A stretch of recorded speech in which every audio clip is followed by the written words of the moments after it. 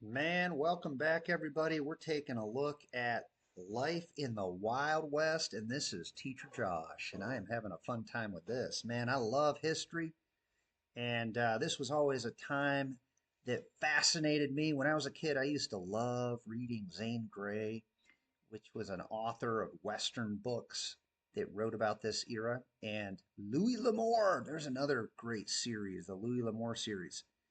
All right, let's take a look at life in the West. How to make a living in the Wild West. How to be a pioneer. The time is the 1850s and you want to go west and strike it rich. First, you'll need to buy a wagon and some horses. Be sure your wagon is sturdy and can hold everything you will need for your new life. You will need to carry food, supplies, clothes, and any furniture or belongings that you will need when you get to the Oregon Territory. There are a few general stores where you are going, so you will not be able to buy something if you didn't bring it with you. Oh man, there are a few general stores. Esh. Be sure you bring enough food for you and your horses to last for the 6-month journey of 2,000 miles on the Oregon Trail. Don't forget to bring your pistol and rifle so you can protect yourself from robbers and hunt for food. My goodness, man, what a life, right? Okay, so you guys can see this guy has a rifle. That's a gun.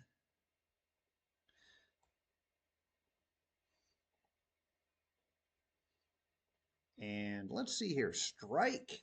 Strike it rich means make it rich or get rich. It also mentions um,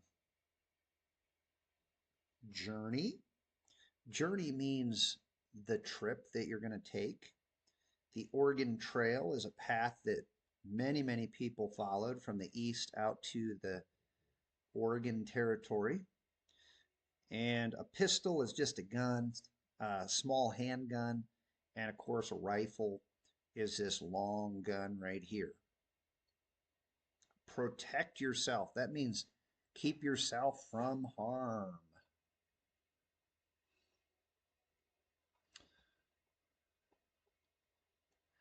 How to be a cowboy. Some people chose to be cowboys. You have decided to become a cowboy. You are going to need a few things to live on the range. Of course, the range is that open area of grassland where the cattle or the cows could get food and graze. The most important purchase will be your horse. A good, dependable horse is essential for your new job. You will need a pistol and a rifle. These will come in handy for protecting the herds from rustlers, predators, and sometimes for defending yourself. You will want to spend money on a good saddle, as you are going to be sitting in it for hours each day. You will need a hat to keep the sun out of your eyes and your face from getting sunburned. You will also need boots, spurs, chaps, and bedroll and a lasso for rounding up cattle. Well, there's a few words in here we may not know. Chaps. Chaps are big leather things that they wore on the side of their legs. It went over their pants to protect them from thorns and uh, things like that when they're riding the horse out on the range. Um, a bedroll. A bedroll is kind of like an old fashioned sleeping bag. It was just a blanket rolled up, something they could use to sleep on at night when they were out in the open, keep them warm. Okay. And then a lasso. A lasso is just a rope. They called it a lasso, a rope for catching cattle. They use the word round up cattle. That means catching the cattle. All right, cool. How to be a gunslinger. Woo, man, this was a dangerous trade right here. You've chosen to be a gun for hire. You are known for your skills with a pistol, and you don't mind breaking a few laws. Besides, you adhere to a different set of laws, the laws of the West. You have chosen a profession that is very dangerous and will most likely result in your early death by a bullet or at the end of a hangman's noose. To be a gunslinger, your most important purchase will be your gun, and even two. You will need to know how to use it and shoot it faster than anyone else. You probably will need many other things aside from your clothes and maybe a horse, as you'll probably not live very long. I'm sorry, you will not need many other things, just your gun, because you're not going to live long. These guys just didn't live long. Oh my goodness. Okay, so here's an interesting word, adhere. That means follow, follow. Um, they followed a different set of rules, right? They kind of made up their own rules. Dangerous, kind of the same idea as risky. Um, yeah, okay. Very interesting. I think I'm going to skip that one. How to be a sheriff. In the lawless world of the Wild West, lawmen like you were few. You represented all the laws of the United States and its territories. In many places, you were the only officer. It was your responsibility to keep the peace in boom towns and settle disputes without bloodshed. You were often the only person capable of bringing a lawless criminal to justice or protecting the townsfolk from harm. You will need a good set of pistols and a long rifle. You will also need clothes, boots, spurs, a reliable horse, and a hat. All right, so the sheriff, this dude was like the policeman of the West. Um, let's take a look here. Territories. So they called land that belonged to the U.S. government, like the Louisiana Purchase, um, they called it a territory before it became carved up into states. Okay. Um, responsible, responsibility. It means it was their job, their duty, what they had to do. They had to settle disputes. That means they had to stop fights. Hopefully, before they turned into a war of guns where someone would get killed. Uh, okay. We've got, let's see, I feel like there was at least one more word here I wanted to mention. Bloodshed. Bloodshed just means somebody gets shot, killed probably.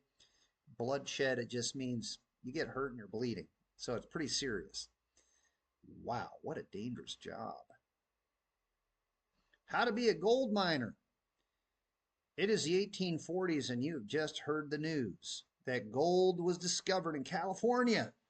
You decide that you want to head out west and strike it rich. Since you live in a state along the Atlantic Ocean, you have a long journey ahead of you. You will want to book passage on a boat which will sail thousands of miles around South America and back up to California. If you don't like boats, you can walk. It's only 2,000 miles once you reach St. Louis. Once you get to California, you will need a tent, a bedroll, a pan, and a pickaxe. All right, so let's talk about some of these items. A tent, of course, is just a cloth structure that you can put up and sleep inside of. A bedroll is just a rolled up blanket. It's really all it is. A pan, that's like just a metal pan they use to sift through sand and rocks in a river to find gold. And a pickaxe, of course, is this thing here that you dig with. Man, that's hard work. Okay. Who wants to be a gold miner? Any of these looking attractive? How to be a Plains Indian. Hey, maybe you want to be an Indian. You were raised on the lands of the Great Plains. Your tribe has followed the great herds of buffalo for generations. You are nomadic, and you hunt the buffalo that gives you everything you need to survive. Its hide clothes you and protects you from the elements. Its meat feeds you, and its stomach makes bags and pouches. The fat can be burned or used for grease. Your people have depended upon the buffalo for survival, and now that is threatened.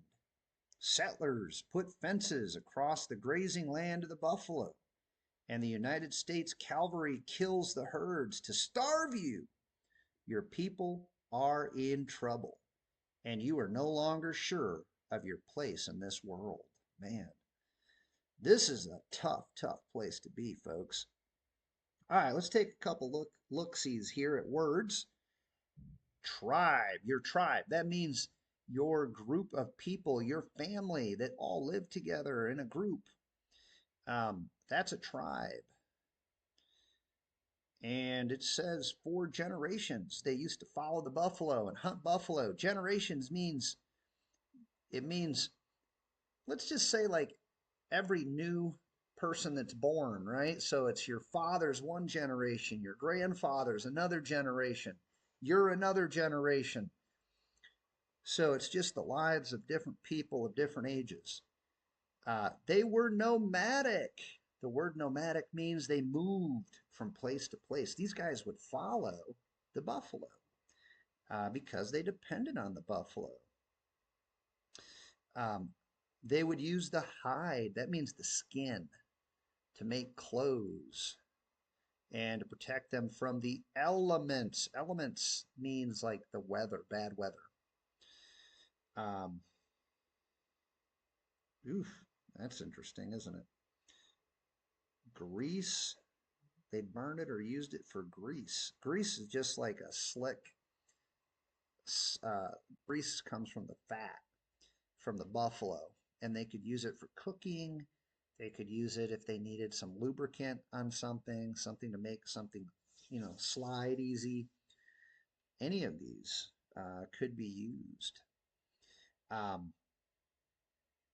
Wow. That's a tough life right there, though, guys. It says, now that it is threatened. Threatened means it's in danger of no longer surviving. Threatened. Threatened. It's kind of the idea of danger, present danger.